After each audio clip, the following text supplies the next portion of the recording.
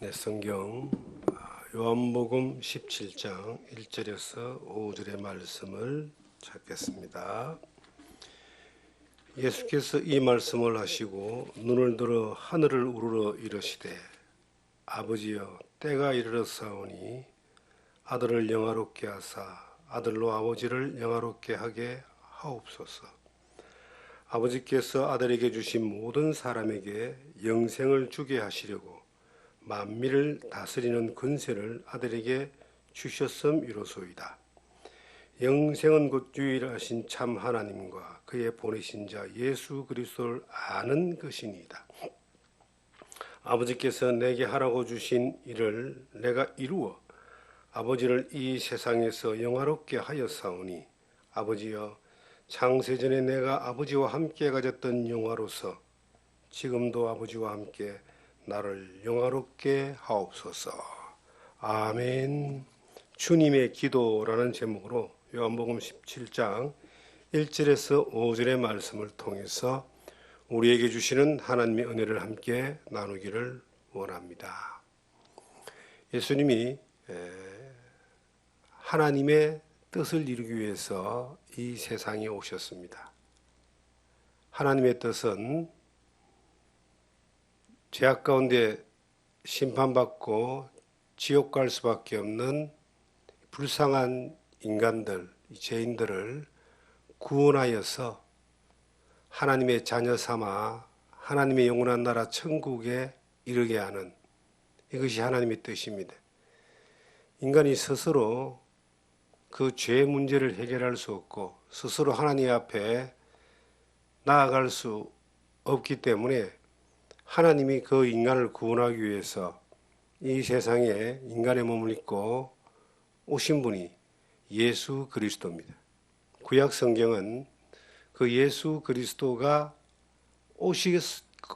오셔서 하실 일에 대하여 하나님의 뜻에 대하여 예언해 놓은 것이 구약 성경이고 신약 성경은 예수 그리스도가 이 세상에 오셔서 하나님의 뜻을 이루신 구원해 주신 그 일을 기록한 것이 신약 성경입니다. 그 구원의 놀라운 하나님의 뜻이 이루어지는 자리가 예수 그리스도가 십자가 위에서 세상 죄를 담당하시고 거룩한 보혈을 흘려서 죄값을 다 갚으시는 그 자리입니다. 그래서 요한복음 19장 30절에 보시면 예수님이 마지막에 십자가 위에서 다 이루었다 이렇게 말씀하셨습니다. 하나님의 뜻을 다 이루었다. 죄를 해결하는 일을 다 이루었다. 인간을 구원하는 일을 다 이루었다. 그런데 왜 사람들은 구원받지 못한 사람들이 그렇게 많고 지옥 가는 사람이 그렇게 많습니까? 다 이루는 사실을 알지 못하기 때문에, 듣지 못했기 때문에, 믿지 않기 때문에 이루어놓은 하나님의 놀라운 구원의 그 사건을 자기의 것으로 받아들이지 않기 때문에 자기와 상관없는 그러한 모습으로 살다가 멸망으로 가는 겁니다. 예수님이 이제 마지막 그 십자가를 향하여 가기 전에 제자들에게 당부의 말씀을 하십니다. 16장이 당부의 말씀을 하는 내용이고 17장이 이제 그 예수님이 하나님을 향하여 기도하는 내용입니다. 1절부터 5절까지 본문의 말씀은 그 하나님 앞에 하나님의 뜻을 이루러 나가시는 그 예수님이 이제 하나님을 영화롭게 하는 일을 이루어가기 위하여 이루어가는 그 과정에 이제 기도를 드리는 겁니다.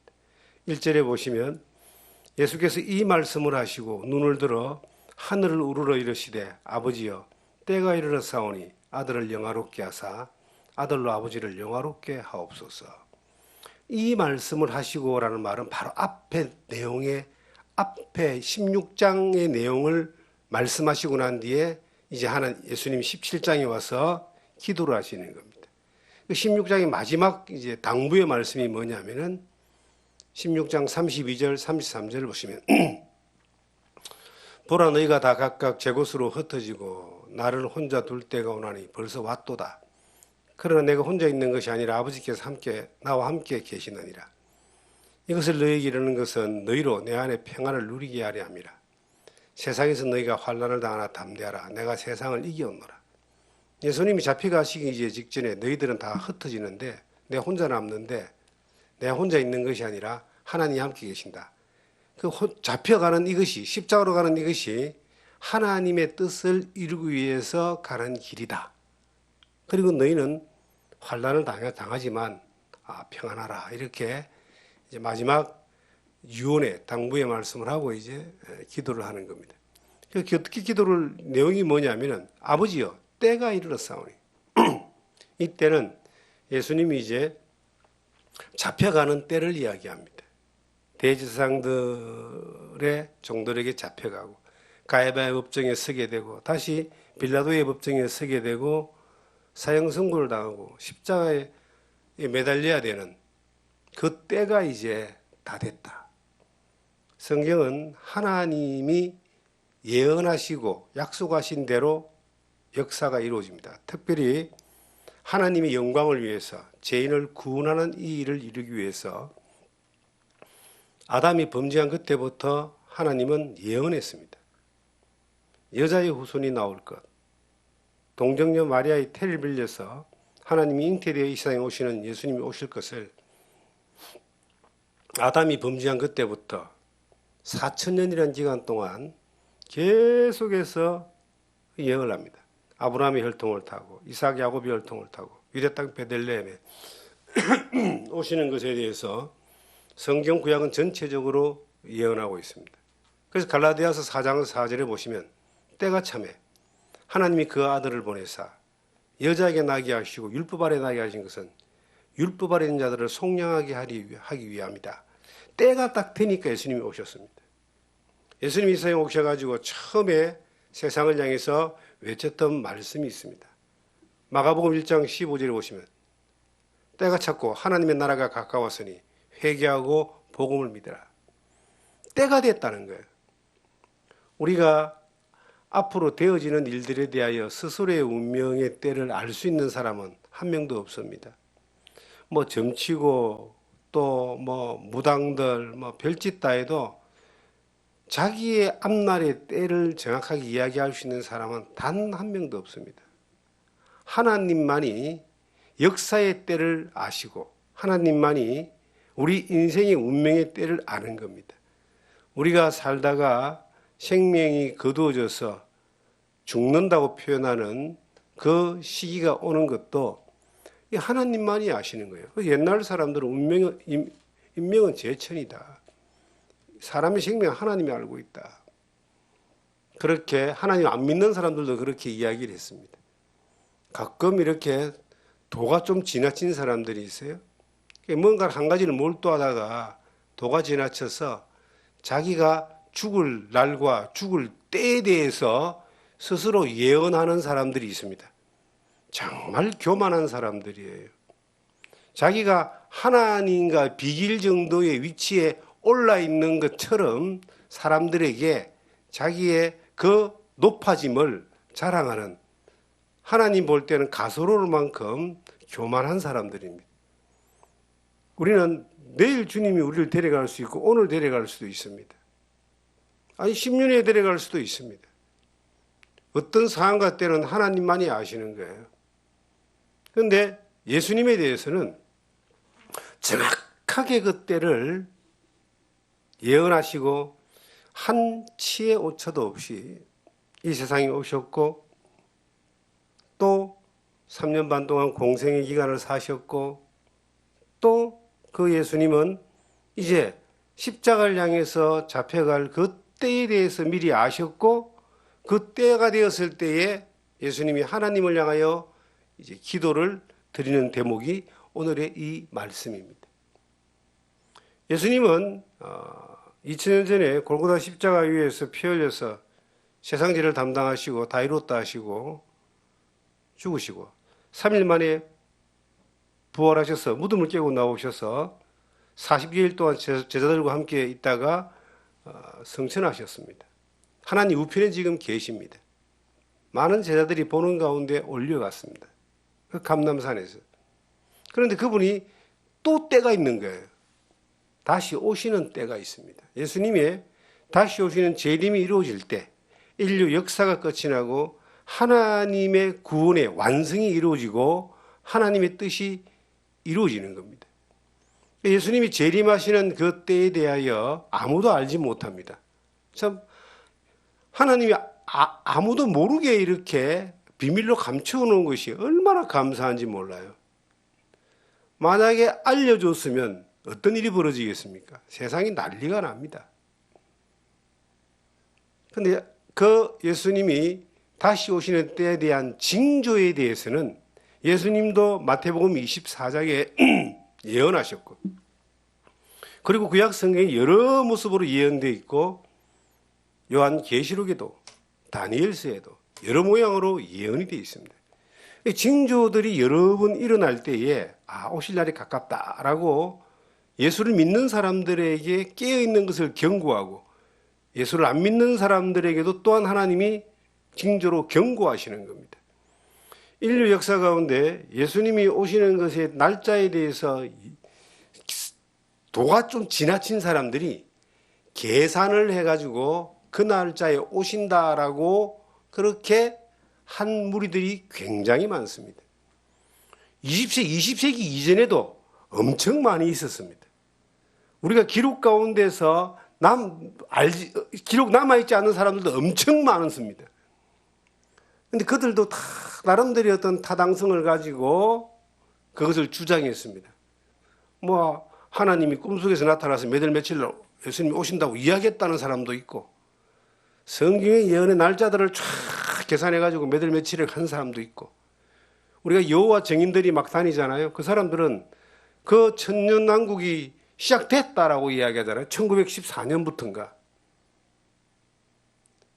그리고 여러 날짜들을 우리가 우리나라에 휴거 이래가지고 또 난리하면 났잖아요. 지금도 언제 오신다고 계산해가지고 이야기하는 사람들이 있다는 겁니다. 그리고 많은 종교 사기꾼들은 예수님이 오실 날이 멀지 않은 것들을 가지고 사람들을 위협합니다. 그리고 이 땅에서 그 재산이 다 뭐가 필요하냐, 이 땅의 재산들은 다 놔주고 가는 거니까 이걸 모아가지고 어떤 일을 하자. 예수님 오신다고 이야기했던 사람들이 건물을 짓고 빌딩을 짓고 땅을 사고 사람들을 속이는 거죠. 그런 사람들이 역사 이래로 굉장히 많이 나왔어요. 우리가 예수님이 오늘 올 수도 있다라고 하는 마음으로 준비하며 살아야 됩니다. 그러나 100년 후에 올 수도 있고 200년에 올 수도 있는 것은 하나님의 시간표가 하나님이 결정하는 거예요. 그렇기 때문에 넓게 의있으라라고 성경은 말하고 있습니다. 주님이 때가 돼 잡혀가는데 그 앞 16장 마지막 절에 말하잖아요. 너희가 다 흩어질 것이다. 그 때를 알지 못하는 사람들은 말을 듣고도 이것이 하나님의 뜻을 이루기 위해서 가는 길인데 자기들이 위협되니까 다 도망가 버리잖아요. 예수님이 잡혀갈 때 아무도 제자들이 없었습니다.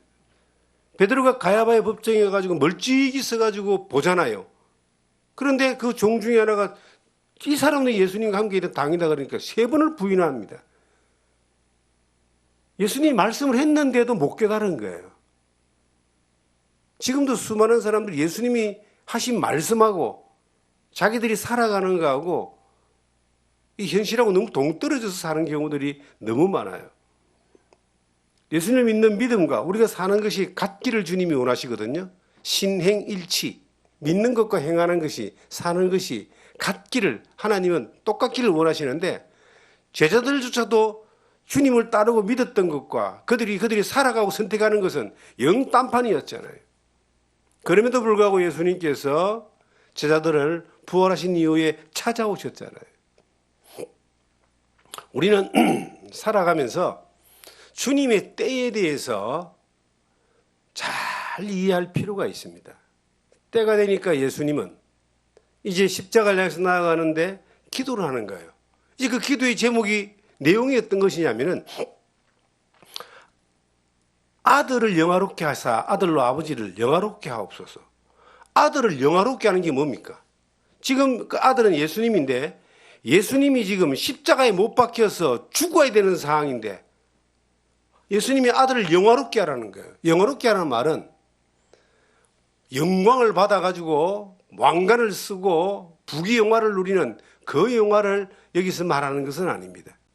이 영화는 하나님의 뜻을 이루기 위하여 오신 예수 그리스도에게 이루어지게 함으로 말미암아 하나님이 그 뜻을 이름으로 영화롭게 되옵소서, 영광 받으시옵소서, 이 뜻입니다. 그래서 하나님이 영광은 죄인을 구원하는 건데, 하나님이 죄인이 구원받아 돌아올 때 가장 기쁘다 그러잖아요. 근데 그 일을 이루기 위해서 이 세상에 죄인을 구원할 수 있는 속죄양으로 오신 예수 그리스도가 영화롭게 돼야지만이 그 속죄양인 예수 그리스도를 통해서 하나님의 뜻이 이루어져야지만이 그 하나님이 영광 받으시는 영화로움이 이루어지는 거예요. 그래서 예수님 편에서는 십자가의 피 흘려 죽는 것이 영화롭게 되는 거예요. 죽으시고 3일 만에 부활하시는 것이 영화롭게 되는 거예요. 예수님이 이 세상에 왜 오셨습니까? 사람들에게 영광을 받고 칭송을 받고 무리를 이루어서 이 땅의 왕이 되기 위해서 예수님이 오신 것이 아니라, 예수님이 오신 목적은 뭐냐면은 아들을 낳으리니 이름을 예수라라. 이는 그가 자기 백성을 저희 죄에서 구원할 자다. 마태복음 1장 21절의 말씀처럼 구원해 주기 위해서 오신 분인데, 구약에 수없이 기록되어 있는 예언의 말씀 가운데 구원의 방법은 속죄양이 죄를 뒤집어쓰고 대신 피 흘려서 죄값을 갚아 주었을 때 구원이 이루어지는 겁니다. 이 세상에 태어난 모든 사람들은 구원받지 않으면 안 되는 죄인으로 태어났습니다. 이 세상에 태어난 모든 사람들은 구원받아야 되는 사람으로 태어나지만, 이 세상에 구원해 주기 위해서 오신 유일한 분이 누구냐?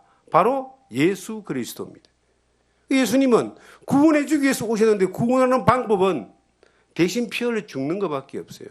인자에 온 것은 섬김을 받으려 함이 아니라 도리어 섬기려 하고 자기 목숨을 많은 사람의 대속물로 주려 합니다. 예수님이 오신 목적에 대해서 제자들에게 계속 가르쳐요. 제자들은 그 말을 귀담아 듣질 않았습니다. 예수님 따라다니면서도, 야, 우리 예수님이 이제 로마를 물리치고 이 유대를 점령해서 왕이 되면 우리가 뭐 좌정성 우정성 되고 우리가 출세할 거라 그러고 따라다닌 거예요. 그런데 예수님이 오신 목적은 땅에서 영광받고 왕이 되고 그 영광을 누리기 위해서 오신 것이 아니라 죄인을 위하여 대신 피 흘려 죽어주기 위해서 속죄양으로 오신 거예요. 그래서 예수님이 이 말씀을 하실 때, 이 기도를 하실 때 게세마니 동산에서 기도했던 마태복음 25장의 말씀이 26장 말씀이 기억나는 거예요. 예수님이 십자가 앞에 가기 전에 게세마니 동산에서 땀이 피같이 흐르도록 기도하잖아요. 할 수만 있으면 이 잔을 내게서 옮겨주옵소서. 그러나 내 뜻대로 마옵시고 아버지 뜻대로 하옵소서.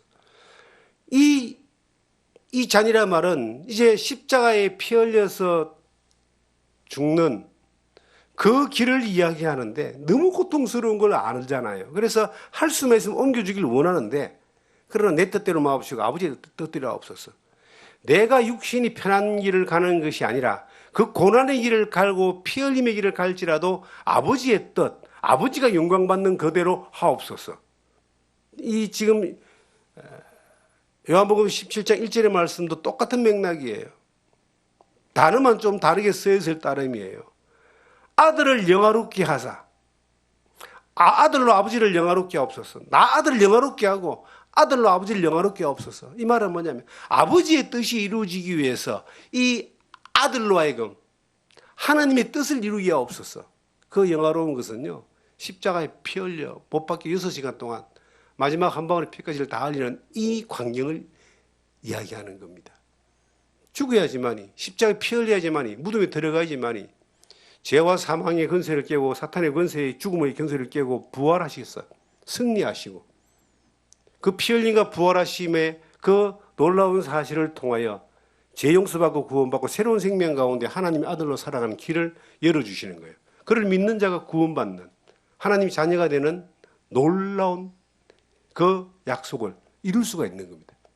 그래서 예수님이 아들을 영화롭게 하시고 아버지가 영화롭게 하옵소서. 그 영광의 그 목적은 똑같지만 나타나는 모습은 너무 다른 거예요. 목적은 죄인을 구원하는 겁니다. 세상을 구원하는 겁니다. 죄인이 구원받아야지만이 하나님의 뜻이 이루어지는 거예요. 하나님 영광을 받으시는 거예요. 그런데 하나님은 영광을 받지만 예수님은 그것을 이루기 위해서 대신 피 흘려 죽어야 되는 거예요. 저는 예수 믿는다는 많은 사람들이 이 십자가의 은혜, 죄 용서함의 비밀, 그 구원받는 놀라운 사건, 이것에 대하여 깨닫지 못하고 바로 믿지 못하고 알지 못하고 은근슬쩍 넘어가는 것 때문에 정말 많은 사람들이 깊심이 후회할 때가 올 거라는 생각을 하게 됩니다. 그래서 할 수만 있으면 이 십자가의 하나님의 놀라운 구원의 역사에 대하여 알려주고 싶은 거예요. 만나지는 사람들에게 전해주고 싶은 거예요. 왜냐하면 이건 내 것이 아니고 하나님의 뜻이고 하나님의 것이고 성령이 하시는 일이기 때문에 이걸 물론 전해주고 싶은 거예요. 우리가 너무나 잘 믿고 있고 전하고 있는 이 17장 3절에 보시면 이런 말씀이 있죠. 영생은 곧 유일하신 참 하나님과 그가 보내신 자 예수 그리스도를 아는 것이다. 영생을 얻는다는 말은 구원받아 죄 용서받고 하나님의 자녀가 된다는 이야기입니다. 죄가 없는 사람은 천국 갑니다. 하나님은 인간을 사랑의 짝으로 만드셨어요. 그런데 사랑의 대상인 짝인 그 인간이 범죄함으로 말미암아 아담 이후에 범죄함으로 말미암아 하나님과 원수가 되고 마귀의 짝이 됐어요. 지옥은 마귀가 가는 곳입니다. 원수 사탄 마귀의 악한 영들이 가는 그 지옥에 마귀와 짝이 된 그 사람들이 같이 따라가는 거예요. 그래서 죄 문제가 해결되지 않은 사람은 가만히 있으면 지옥 갑니다. 그런데 하나님은 죄인을 하나님의 사랑의 짝으로 복귀시키기 위해서는, 회복시키기 위해서는 죄를 해결해 주셔야 되는 거예요. 천국은 하나님 같이 된 사람이 가는 겁니다. 하나님 같이 된 사람이란 말은 죄가 없는 사람이 가는 거예요. 죄를 안 지은 사람이 가는 게 아니라 죄 용서받은 사람이 가는 겁니다. 죄를 안 지은 사람이 가는 것이 아니라 죄에서 구원받은 사람이 가는 거예요. 그런데 구원은 그냥 되는 게 아니에요. 피 흘림이 없은 적 죄 사함이 없잖아요. 그래서 피를 흘려야지만이 죄가 갚아지는데 구약시대는 양과 염소와 송아지의 피를 흘렸고 그것을 이루기 위해서 예수님이 이 세상에 오셨는데 예수님이 피를 흘려야지만이, 나를 위해서 적어도 피를 흘려야지만이 죄가 갚아지는 거예요. 죄가 용서되는 거예요. 그러면 죄가 용서되고 갚아지면 영원한 속죄, 영원히 죄가 갚아지는 예수 그리스도의 놀라운 능력이 믿어지는 사람에게는 죄가 영원히 없으니까 영생을 얻잖아요. 영생은요, 점점 가다가 이루는 게 아니에요. 많은 사람들은 그렇게 생각해요. 자기가 예수님이 나를 용서해 줬으니까 지금부터는 죄를 안 지어야지 천국 간다라고 생각하는 사람은 굉장히 어리석은 사람입니다. 왜냐하면 죄를 안 지을 수 있는 사람이 없어요. 그 죄라는 자체에 대해서, 죄의 심판이라는 자체에 대해서 예수님이 세상 죄, 내 인생의 전부의 죄를 십자가에서 다 갚아 놓으셨어요. 그래서 보라, 세상 죄를 지고 가는 하나님의 어린 양이에요. 지금까지 죄가 아니라 세상 죄입니다. 사람들은 많은 경우 착각하는 분들이 많이 계신데 대놓고 이야기하면 싸우자 달라드는 사람들이 있어서 조심스럽게 이것을 꼭 전해주는 겁니다. 내가 생각하는, 내가 믿는 예수님이 나를 위해서 피 흘려 죄를 갚아놓은 그 놀라운 은혜의 가치가, 그 놀라운 십자가의 피 흘림의 가치가 어느 정도 되느냐? 내가 7, 80년 살면서 지은 죄 정도 해결하고 많은 게 아니에요. 지금까지 지은 죄 정도를 해결하는 정도가 아니에요.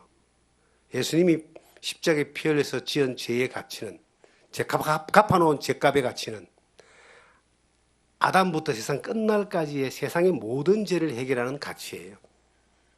아담 한 사람 때문에 죄가 들어왔잖아요. 죄가 얼마나 커요. 지금 전 세계 60억 모든 사람의 죄가 아담 한 사람 때문에 들어온 그 크기예요. 그런데 그 죄를 해결하는 예수 그리스도의 피 흘림의 가치는 아담으로 들어온 죄의 가치의 10배 이상 되는 것이라 할지라도 다 해결하시는 놀라운 능력의 가치예요. 그것을 내가 믿는 거예요. 그래서 영생은 예수님이 십자가 위에서 하나님을 영화롭게 하기 위하여 세상 죄를 담당하시고 피를 흘려서 죄값을 다 갚아놓은 사실을 믿어진 그 사람이 얻는 거예요. 그래서 영생은 유일하신 하나님과 하나님을 영화롭게, 우리를 영화롭게 하기 위하여 하나님이 계획해 놓으신 하나님의 뜻, 이것과 그리고 그를 위하여 오신 예수 그리스도가 나를 위해서 하신 일이 알아진 사람, 믿어진 사람, 영접한 사람, 받아들인 사람, 이 사람에게 주어지는 것이다. 이게 우리가 받은 영생이에요. 저는 이 종교라고 하는 것이 상당히 좋기도 하지만 위험하다고 생각하거든요. 이 종교는 자기가 뭔가를 얻기 위하여 영생이든 복이든 평안이든 자유함이든 얻기 위하여 어떤 신이라는 대상을 향하여 끊임없이 뭔가를 노력하는 겁니다. 세상 종교가 다 그래요. 자기가 뭔가를 쌓아가야 되고 고행을 해야 되고 이루어가야 되고 바쳐야 되고 드려야 되고, 그런데 그걸 얼마나 해야지만 영생을 얻겠습니까? 자기의 노력과 열심과 행위로 영생에 얻을 수 있는 사람은 한 명도 없습니다. 눈물을 막 어마무지하게 흘리면 그 애통하는 회개를 듣고 하나님이 내 죄를 용서해 주신다. 여러분, 눈물을 갖다가요 한강만큼 흘려도 죄가 하나도 안 없어진다는 사실을 사람들은 잘 모르는 거예요. 그건 자기 만족, 자기 위로에 불과한 겁니다. 예? 저 인도 밑바닥에서 히말라야 산까지 막 세번 걷고 한 번 엎어지는 삼보일배를 해서 올라간다 할지라도 죄가 하나도 없어지지 않아요. 죄는 죄값이 지불돼야 되는 겁니다. 죄는 그 죄에 합당한 값이 지불돼야 되는데 그 값이 피 흘림이에요.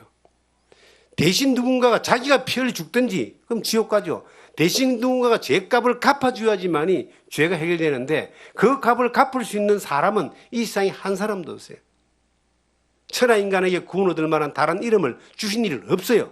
그런데 그 구원을 이루기 위해서 이 땅에 오신, 내가 곧 길이요 진리요 생명이신 이 땅에 오신 분이 계신데 그분이 바로 예수 그리스도입니다. 하나님이 인간을 구원하기 위해서 인간처럼 오셔서 인간의 죄를 담당하시고 인간을 죄 없이 만들어 하나님께로 갈 수 있는 길을 열어놓으신 분이 예수 그리스도입니다. 그래서 그 예수님은 피 흘려 죽어야지만이 영화롭게 되는 것이고 죄를 갚아주는 길을 열어놓는 거 아니에요. 하나님은 그 죄를 갚아진 사람들을 받음으로 말미암아 하나님 대신 영광, 하나님의 사랑의 짝을 얻는 거예요. 그래서 하나님의 자녀를 얻는 겁니다. 자녀를 얻게 되면 그 사람은 영생을 보장받는 겁니다. 그러면 이제 우리가 숙제가 생기잖아요. 그 사실이 믿어진 사람은 어떻게 살아갈 것인가? 그 예수님의 은혜에 감사하고 하나님의 놀라운 사랑에 감사해서 그분의 말을 듣고 그분의 인도를 받고 그분을 기쁘시게 하기 위해서 살게 되는 겁니다. 그 놀라운 죄 용서 안 받고 구원을 받는 사람은요, 성령이 그렇게 인도하셔서 놀라운 사건을 얻게 하는 거예요. 그 사람이 믿어지는 그 순간 삼위일체가 그 안에 다 이루어지는 겁니다. 하나님의 사랑이 이루어지고 예수 그리스도의 피 흘림의 십자가의 속죄가 이루어지고 성령의 인도가 이루어지잖아요. 이런 사람이 세상에 살면서 죄 안 짓고 사냐? 여러분, 죄라고 하는 건요, 행동으로 짓는 죄, 생각으로 짓는 죄, 마음으로 짓는 죄, 이 몽땅 통틀어 죄인데 이것들이 있어요. 그러나 죄에 이끌려가지 않는 겁니다. 성령이 인도하기 때문에. 죄 가운데 고민하기도 하고 넘어지기도 하고 시험 가운데 엎어지기도 하고 죄를 짓기도 하겠지만 빨리빨리 성령이 이것을 해결하게 하고 이기게 하고 믿음 안에 은혜가 따라가게 하는 겁니다. 그래서 발을 씻기라 그러잖아요. 발을 회개하라 그러잖아요. 한 번에 제사함 받는 그 놀라운 사건은 한 번의 터닝으로 회개로 이루어졌지만 살아가면서 우리가 생기는 여러 가지 그 죄의 어떤 그 유혹들, 공격들, 함정들, 이런 것들은 씻어가는 겁니다. 말씀으로 씻고 기도로 씻고 하나님과의 대화로 씻고 은혜로 씻고 교제 예배 가운데 씻고 씻어가는 거예요. 그렇게 가다 보면은 주님을 이 세상에 3년 반 동안 공생의 기간을 사셨던 뚜렷한 주님의 그 일생에 대하여 주님의 뜻에 대하여 조금씩 닮아가는, 주님이 말씀하신 것들이 이제 내가 전혀 생소한 이야기가 아니라 몸에 익숙해지는, 주님을 닮아가고 주님을 따라가고 그렇게 가는 것들이 신앙생활인 겁니다. 죄를 용서받았다는 사람들이 마음대로 세상 사람들도 정말 안 짓는 죄들이나 짓고 막 이렇게 막 잘못된 사람들, 뭐 그랬다는 사람들이 있잖아요. 저는 그렇게 봅니다. 잘못된 사람들이다. 출발이 잘못된 사람일 수도 있고요. 머리로 알면서 자기가 예수를 믿는다고 이야기하는 사람들이 있습니다. 머리 좋은 사람들, 계산해 가는 사람이 있습니다. 옛날에 제가 부산에 있을 때요, 그 교회 안에서 근무했던 아주 뛰어난 사람이 있어요. 서울대학교 나온 사람인데 아주 뛰어나서 그냥 성경도 그냥 막 잘하고요. 막. 그리고 하나님 말씀도 막 전하는 사람까지 갔습니다. 저 사람은 대단한 사람 될 줄 알았어요. 제가 부산을 떠나가지고 이제 나와서, 이제 복음을 전하는 삶을 살다가 몇 년 만에 그 사람 소식을 들은 거예요. 한 10년 만에 들었나? 들었더니 궁금해서 물어봤더니 그 사람요? 머리 깎고 절에 들어갔어요. 지금 깜짝 놀란 거예요. 뭐 절이 뭐 정상적인 절은 아니고 이제 뭐 이렇게 암자에 들어가가지고 돌을 닦는다고 앉아있다는 거예요. 그래서 참 헷갈렸어요. 어떻게 저럴 수 있지? 나보다 훨씬 앞섰고 열정도 있고 지식도 있고 막 성경 입만 열면 달달달 외우고 왜 그런가 하고 생각해 봤더니 의문이 풀리는 거예요. 저 사람은 예수님을 머리로 알았구나. 학식으로 알았구나. 학문으로 알았구나. 얼마 전에 어떤 사람이 TV에서 이제 인터뷰하는 내용을 봤습니다. 서울대학교 종교학과 교수예요. 서울대는 종교학과가 있습니다. 서울대학교 종교학과 교수인데 이제 그분에게 물어봤어요. 교수님은 종교가 있으십니까? 놀라운 이야기라. 나는 종교가 없습니다. 종교학과 교수가 종교가 없어요. 또 물어봤다는 거예요. 그럼 교수님은 그러면 신이 있다고 생각합니까? 없다고 생각합니까? 신은 있다고 생각합니다. 근데 종교가 없습니까? 굳이 말을 하면 자기는 뭐 어디를 좋게 생각한다고. 이 종교라고 하는 이것을 학문으로 알고 그것을 사람들에게 가르치는 거예요. 신학교의 그 교수, 한신대라는 데의 교수 중에 석자 교수 중에 한 사람이 유명한 도울이라는 사람이에요. 지금은 하는지 모르겠지만 그 사람은 성경을 자기가 얄팍한 학식과 철학으로 이야기를 해요. 성경의 모든 사건은 꾸며낸 거라고 이야기합니다. 그런 사람이 신학대학교 석자 교수야. 성경을 머리로 알고 머리로 계산하는 거예요. 믿음을 머리로 믿은 거예요. 경험되어진 믿음이 없는 거예요. 수많은 책을 보면서 할 수 있잖아요. 요즘 참 위험하게 생각하는 가운데 하나입니다. AI를 통해서 설교문을 작성할 수 있어요. 누가 가르쳐 주더라고. 나 싫다 그랬어요. 적어도 AI를 통해서 설교할 정도의 때가 오면 저는 목회를 안 한다. 아니, 하나님이 주시는 것들로 말미암아 우리가 하나님과 소통하고 깨달아지고 믿어진 말씀, 경험된 말씀들을 가지고 말씀을 전하는 것들이 무궁무진해요. 사실은 삶의 전체가 설교 제목이고 설교 자료고 깨달음이고 느껴지는데 AI를 통해서 설교를 지금 딱 치면 나온다는 거예요. 뭐에 대해서 설교문을 작성해 주면 쫙 나온다는 거예요. 지금 그런 영적인 하나님의 그 능력이 아니라 기술적이고 지식적인 것들을 얼마든지 대체할 수 있는 그러한 시대가 지금 우리가 와 있습니다.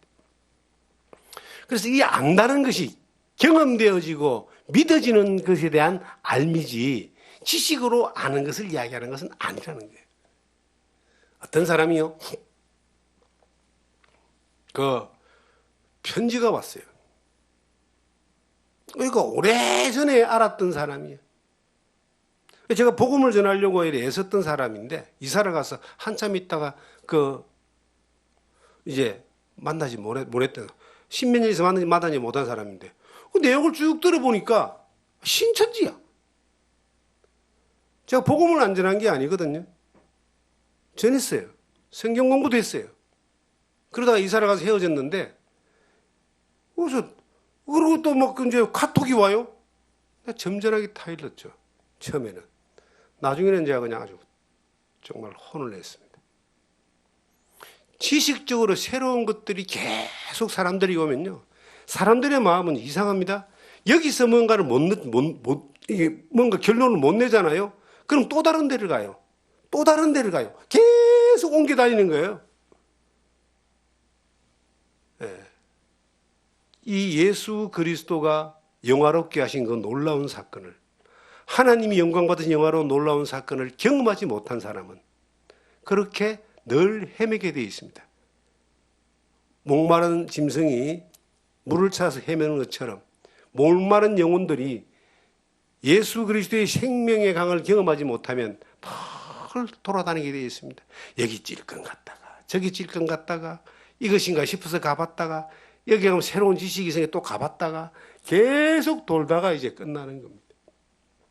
여러분, 이 성경을 통해서 볼 때에 이 영화로움이요, 세 가지가 있는 거예요.